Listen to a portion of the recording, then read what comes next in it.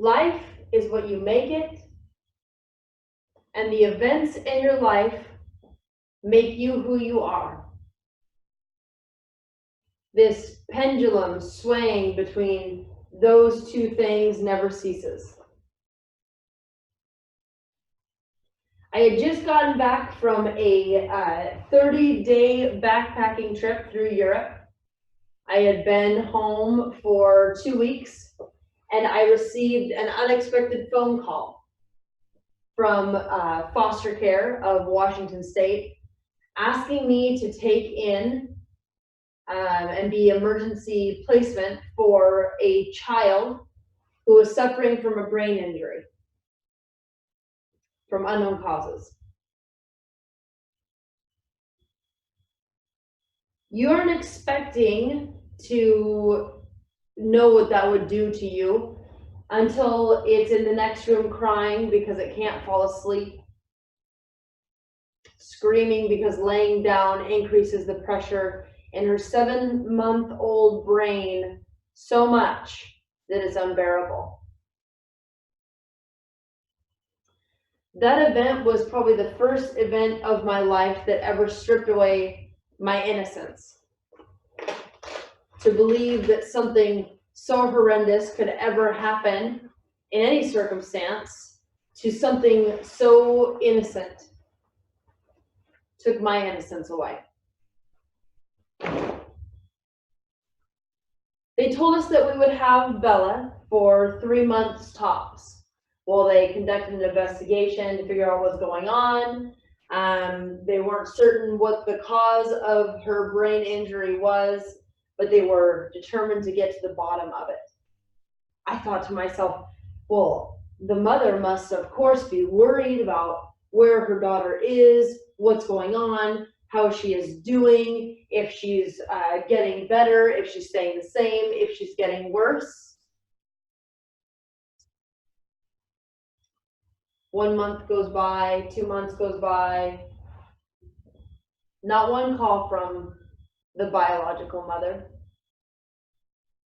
Barely any updates from the police. And I thought, well, surely someone must come forward. Someone would witness something and want to help in this investigation of this 7-month-old abuse victim. And no one had. Reasoning, coming to that conclusion that no one was going to step forward and help solve this case, stripped away my faith in humanity. Something that I had always held very dear, something that I had truly believed in, that people would, at the very core of it, would do the right thing.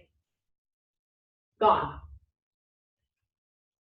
Because if a mother can't care about where her daughter is, if people can't care about a 7-month-old, then what are they going to care about?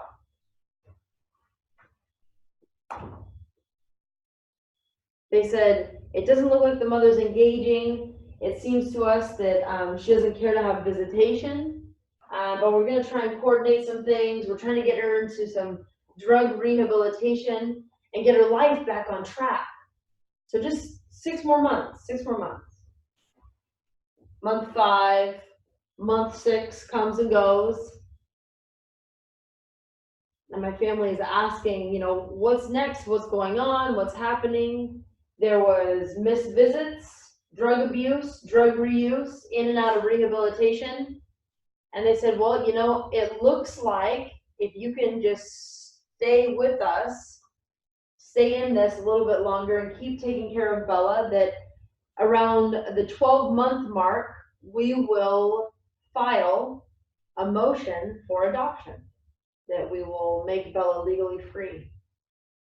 So I thought, well, who's more worthy than the family that was willing to take her in and stay up the long nights and reteach her how to sit up, reteach her how to roll over and do the normal things that any 7, 8, 9-month-old would do. We had bonded with this child, and I thought, well, I'll hire lawyers and I'll contact these people because surely we can get this thing expedited. We can speed this right through. The mother's not involved. we love Bella so much. Let's just get this moving. Let's just get this moving.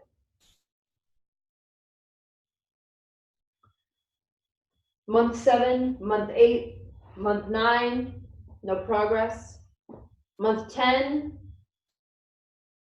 mother's still not constant, not a constant variable, not someone you can rely upon.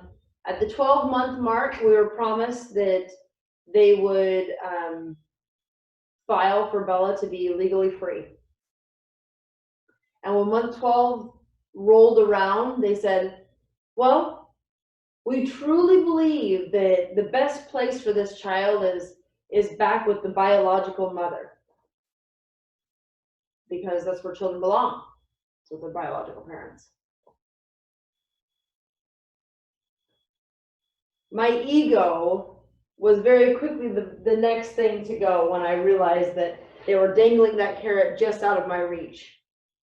That it didn't matter who I was or who I spoke to or who I got involved in this case, who I educated on this case, that we were always going to be stuck in this situation for a little bit longer, hanging a little bit further. It's going to get a little bit tougher, but in the end, it'll be a little bit better.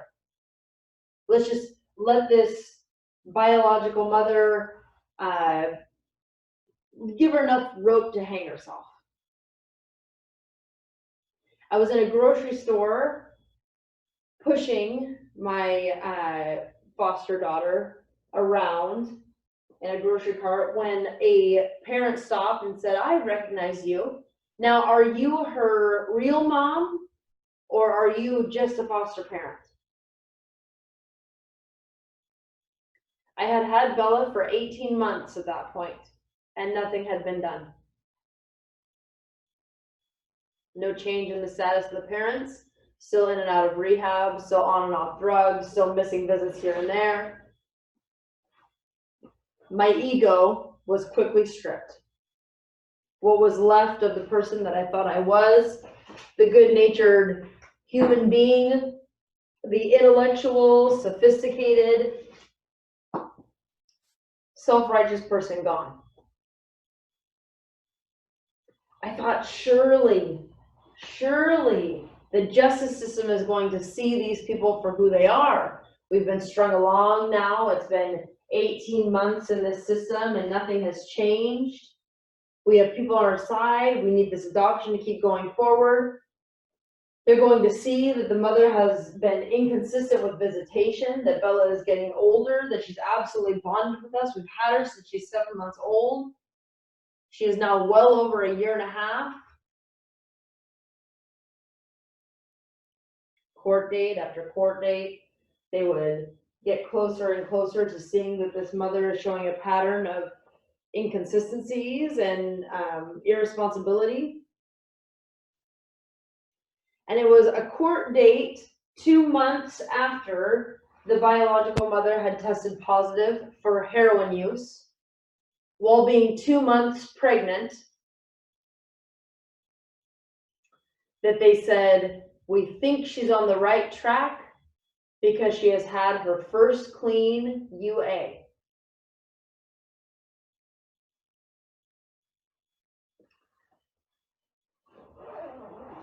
At that point, we had been in this system for 2 years and 3 months, and it was the last straw in having any faith in the justice system at all.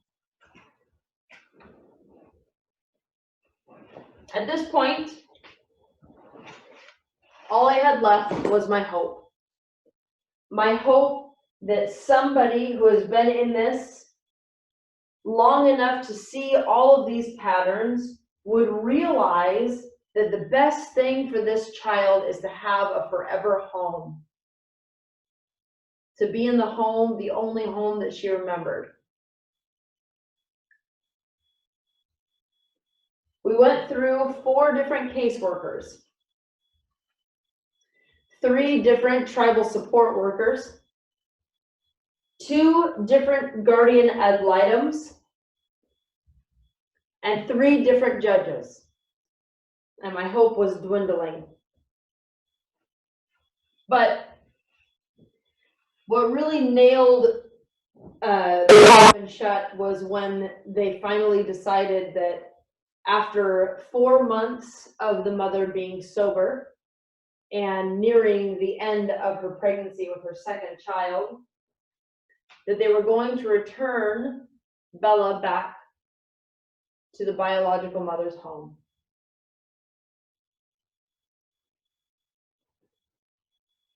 All hope at that point was gone for me. Because when you believe that much in a system for so long, and it just keeps turning up failure after failure, you don't have much left. They took Bella from our home on July 15th, 2019, and I didn't know how I would go on. But what more could they take from me? At the end of the day, what more can they take from you? We all have layers upon layers of things that we believe make us who we are, and life will continually and perpetually strip those layers away and mold you into the person that's at the core of your existence. Now, for you, that might be something else. For me, it was drive, it was determination. My determination kept me propelling forward. My determination to make this system better, my determination to become the person that I wanted to be, my determination to make sure that Bella was in a home that she belonged in, is what kept me going to school, is what helped me keep going to work, is what helped me make sure that I called every single official in the state of Washington until I was absolutely certain that everyone of any sort of importance had heard this story, to make it better for other foster families out there. They can take all these things from you. They can take away your innocence. They can take away your faith. They can take away your ego. They can even strip away your hope. But at the end of the day, there will be one thing standing in the way of them and your existence. And you are going to have to make the choice on what you do with that. Give up? Hold on? That determination kept me fighting, kept me being who I knew I was meant to be. Now I stand here in front of you today, a happy mother of Miss Bella Roberts. She was returned home to us 52 days after she was taken from our home, because those connections that we had made, that determination that kept me fighting and calling and pushing, finally paid off.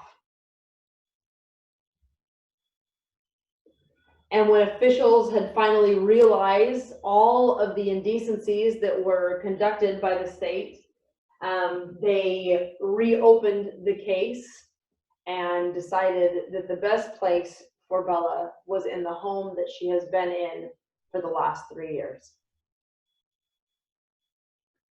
Don't let them take everything from you. Life molds you, but your life is what you make of it. Thank you.